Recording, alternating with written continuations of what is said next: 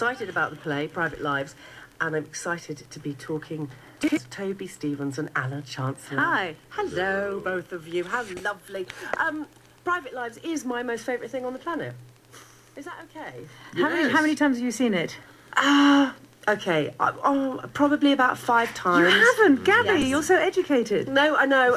And I also played it when I was at college, at drama college. No. Dreadfully. I don't believe you. I was dreadful. So for people who aren't like me and addicted, tell us the story. The wonderful Noel Coward's Private Lives. Well, essentially, it's quite a simple story. It's about a divorced couple who get married again and meet each other on their honeymoon with their new bridegroom and bride, and they then decide that they still love each other and run away from their new spouses. They've clearly married very boring people. Yes. And the audience are like, oh my God, these people are so dull, how are they going to bear it? And then they meet each other, their first loves, and they're thrilled by each other immediately. And so the audience are going, this is a car crash waiting to happen. And luckily, it does. It does. It's incredibly passionate, isn't it? On so many levels. It's strangely erotic. You'd think that Noel Coward was sort of all just sort of hidden behind a sort of cloak of speaking frightfully well and sort of drinking lots of cocktails, and there'd be no real human emotion. But there is. It's incredibly revealing. It's very funny, but it's very passionate and at times sad and touching, and then crazy and violent. So it really spans most of our relationships. Now, when he wrote it, didn't they want to ban it because they thought it was all too risque? Yeah, I think it was very shocking at the time, and I think it's still, when I read the play, I mean, I have seen it a couple of times. I mean, not as many times as you, but I'm normally I get the record. I'm normally left quite cold by it. In the past, I've sort of gone, oh yes, it's fun, and but I always find it slightly superficial. And then when I read the play, I went, oh my God, this is... First of all, the dialogue is amazing. I mean, it's just like people talking. The whole second act is just the two of them in a room together, behaving and being a couple. And it just... I felt that it was so real and also shocking. I mean, they end up rolling around on the floor in this domestic violence, And although it's sort of funny, it's also not funny as well. It's quite shocking, and I think that's what we were trying to get back to was the play as it would have appeared, because I still think it sounds very present now. These people sound very real to me, and I wanted to get back to that and get away from the sort of artifice of and the archness of it. Yeah, exactly, the campery of it all. Yeah.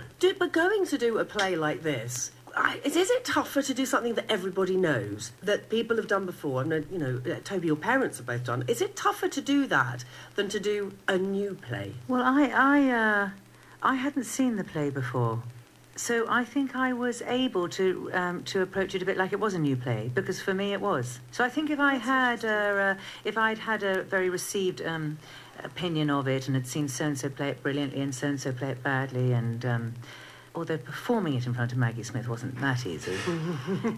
But that must have been tough. Can you imagine? It's like, oh my goodness. I think it was worse for her. I think it was worse for her feeling, oh God, this is going to be tense for them, and us feeling it was tense for us. So we went round in a circle of tension. Well, I think it started off like that, but then I think she almost immediately relaxed, and that's what she told me. She said she was quite nervous, but then she's always nervous about seeing me. And of course she is. And then she immediately just let go of it, because she saw it was so different from the production they'd done.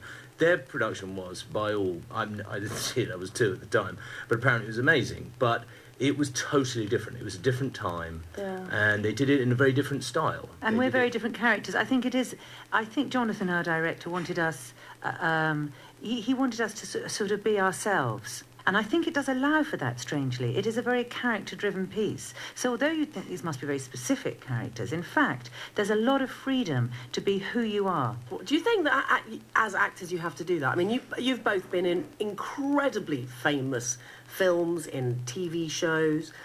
Do you think underneath it all, as an actor, you have to be yourself, or do you completely turn into the character that's written on the page? Well, I think it's a sort of fusion of the two things. What normally you do is you draw on your own experience and what you've observed from life, and obviously it's flavoured. You can never run away from yourself. You can never truly invent a character bottom to top, no matter how hard you work, because it'll still be you in control of it, and you'll be vetting it, and and it comes from you. So I think that it's always a version of ourselves, but one can, through the writing, you do create a new version of yourself.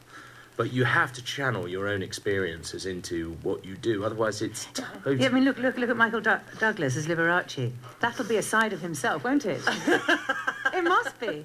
Because what else can it... I know, I really want to see that. Right. But all you've got is yourself. Yeah, but some actors just have, this whole thing about, okay, I when I go to the theatre or I go onto the set, I leave myself behind, and then when I come home, I leave the character. That's rubbish. Where do they leave themselves, and how do they find themselves again?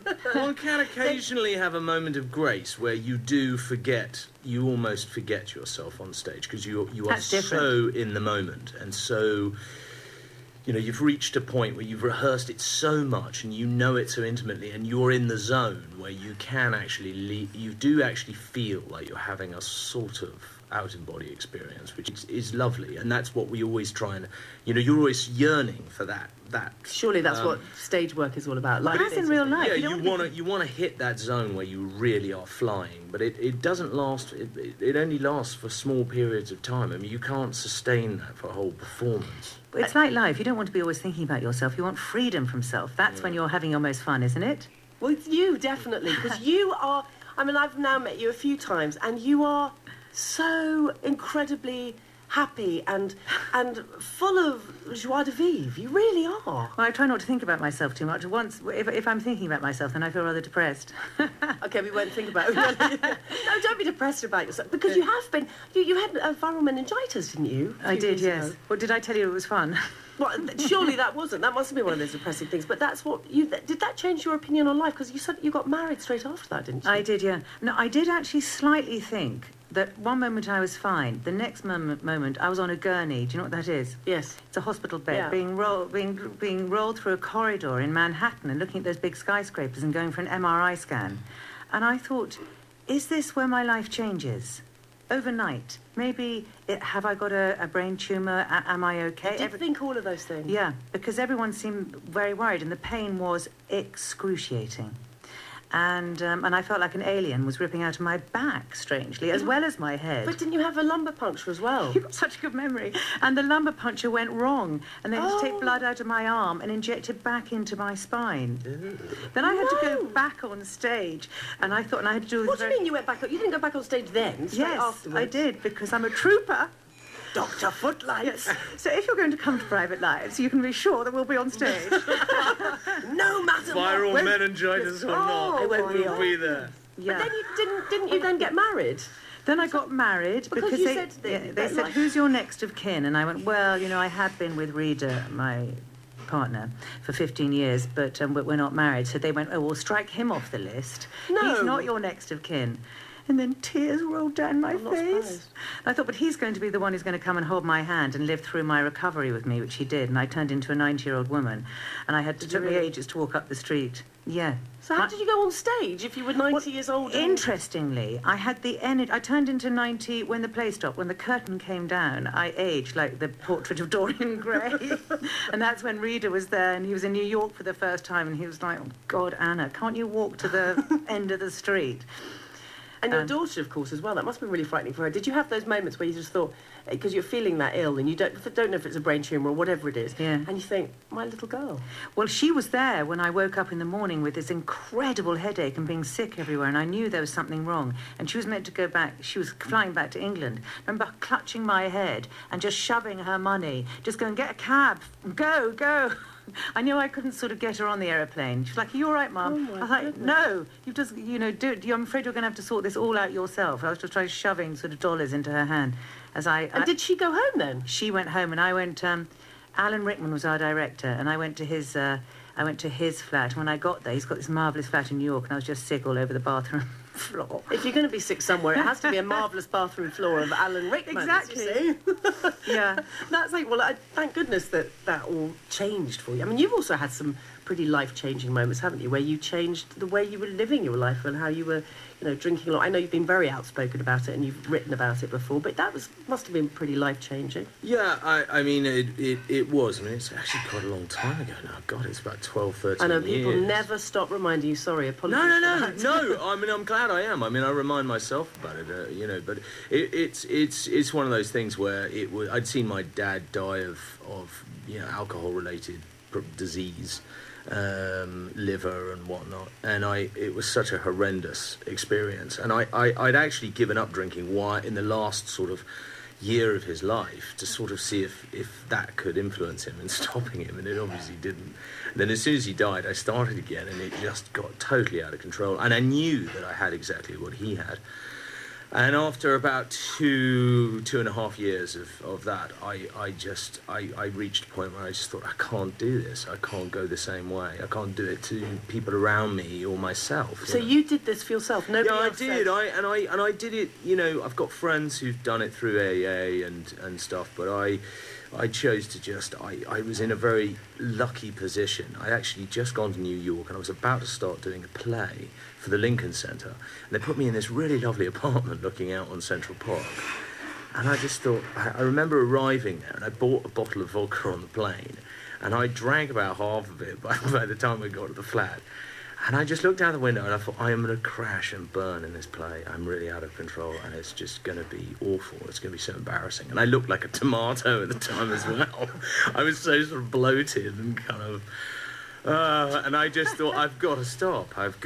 So I got this, it sounds so cheesy, but I got this bottle of vodka and I put it in the freezer and I went, I'm just going to have 2 weeks off, get myself in order, and then, we'll see what's going on.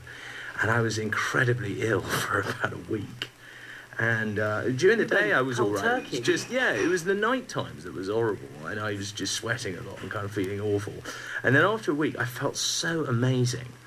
And then another week, and I thought about the vodka again. And I thought, I just never want to go back there again. I don't want to do this again. So I just said, well, see how long this lasts. And so here we are, 12 years later. And in that time, you then get married, you have 3 children, your life is pretty changed. And I actually met my wife when literally about 3 weeks later, after I'd given up drinking. So she's never known me drink, which is wonderful.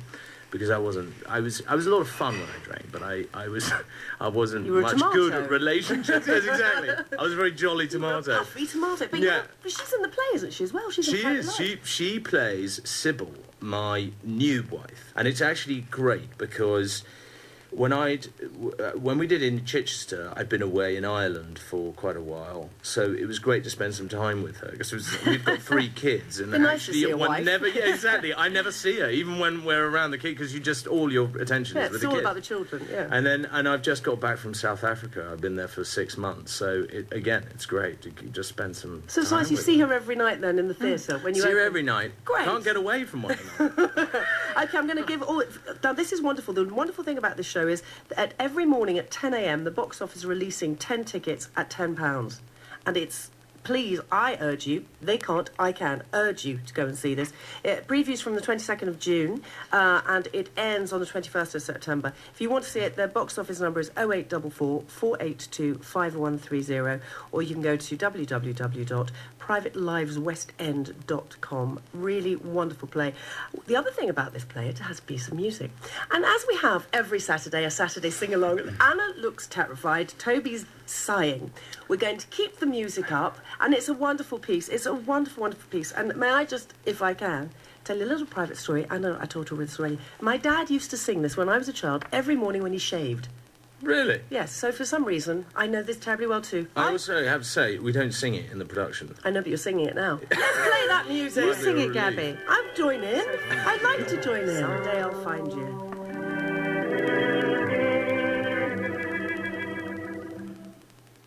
When one is lonely, I don't know this bit. Do the chorus.